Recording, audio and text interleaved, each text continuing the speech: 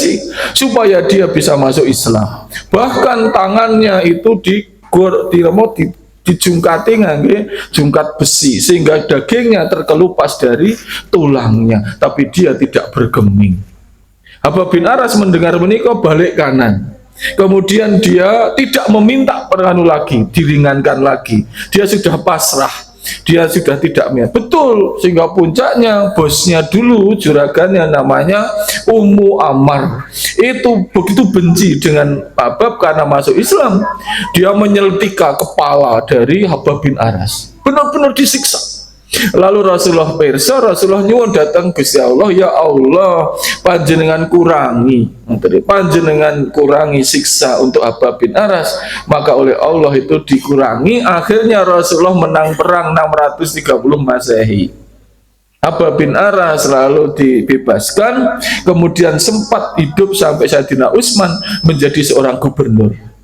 Ketika menjadi gubernur, dia merasakan nikmat karena perjuangan, tapi setiap hari dia melelehkan air mata. Setiap hari, sampai sakit dia melelehkan air mata. Kenapa? Karena dia selalu ingat kawan-kawan seperjuangannya yang harus kehilangan tangan, hidung, telinga dipotong sampai mati. Ada yang tangan kanan dan kiri ditarik dari arah yang berbeda sampai badannya terbelah lalu mati untuk memperjuangkan agama itu. Ada yang sampai di tengah padang pasir ditimpa dengan batu besar sampai dia dehidrasi dan mati. Banyak ada sahabat yang dipotong sedikit demi sedikit, tangannya, telinganya, hidungnya, semuanya dipotong sampai dia mati. Ketika semua sudah tercacah-cacah, semuanya berjuang untuk sinten, untuk awake dhewe yang ada di sini, supaya kita tahu tentang bagaimana Islam itu diperjuangkan, sehingga kita jadi wong sing ngerti swarga, dadi iso maca Quran tanpa harus berjuang dengan pedang. Dia melelehkan air mata karena kawan-kawannya itu tidak merasakan nikmat di dunia. Dia disiksa langsung mati, disiksa mati, sehingga Habab itu menangis karena dia masih bisa merasakan nikmat menjadi orang beragama yang bebas bersama Rasulullah.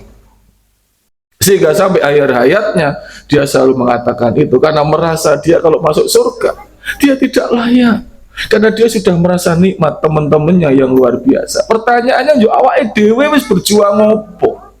Kita sudah berkorban apa untuk agama ini sehingga kita menjadi orang yang dijamin masuk surga? Awake dhewe dadi ditunggu Rasulullah SAW di Telaga Al-Kautsar. Wis berjuang opo? Kadang-kadang saya yo ngoten niku, Pak. Adewe wis berkorban opo coba? Sehingga kita menjadi orang yang layak masuk surga. Wis opo? Pernah kita berjuang dengan pedang, kita mau Quran harus dibunuh. Rasulullah loh yang hebat nih. Beliau itu selama hidupnya tidak pernah beliau menikmati hidup di dunia. Kabeh tinggo awake dhewe. Beliau ketika menerima wahyu usia 40 tahun penuh dengan perjuangan. Beliau selalu wajahnya tidak pernah lepas dari kotoran unta, tidak pernah lepas dari darah yang mengucur, tidak pernah lepas dari lebam. Dilempari batu ketika berdakwah sampai gigi beliau patah beberapa. Untuk apa? Digo awake dhewe. Tangan kanan itu matahari, tangan kiri bulan. Ibaratnya kabeh iso diambil oleh beliau. Tapi beliau lebih baik nopo miskin, sederhana. Semua hartanya dibagikan untuk umatnya. Dia memilih hidup sederhana dengan selembar kulit onta yang dilipat menjadi 4 di musim panas, dilipat menjadi 2, separuh untuk alas, separuh untuk selimut di musim dingin.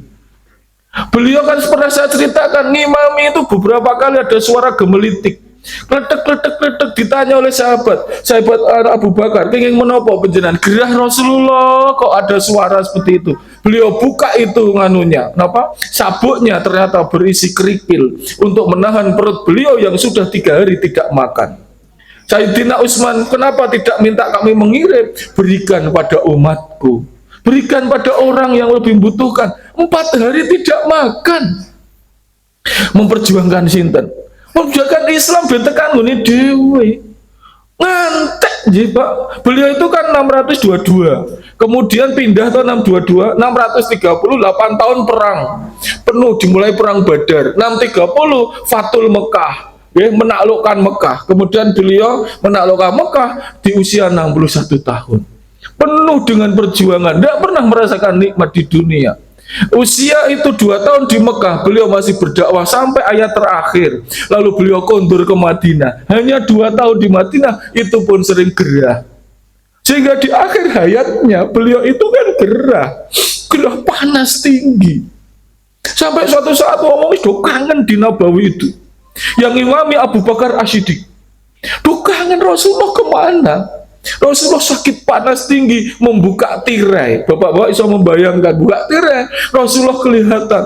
Wong seneng kabeh. Rasulullah sudah sembuh. Rasulullah sudah sembuh. Ngoten niku. Ayo Abu Bakar mundur, Abu Bakar mundur. Saking kangennya karo Rasulullah. Rasulullah panas dingin badannya. Lalu beliau mengatakan, aku belum sembuh, aku belum sembuh. Ngoten niku. Itulah perjuangannya Rasulullah. Akhirnya seto sekarang di Masjid Nabawi itu. Perjuangan sapa awake dhewe.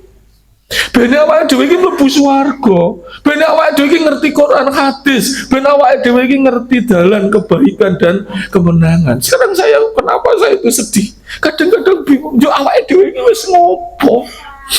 Ya, wis ngopo sehingga kita dilayakkan masuk surga niku wis ngopo? Dan kita sekarang tidak disuruh untuk berjuang nganggo pedang. Biarkan nikmatnya jadi wong Islam itu intang surullah ya surkum wa yusabit agamakum. Ayo bantu agamanya Gusti Allah. Surat Muhammad ayat 7.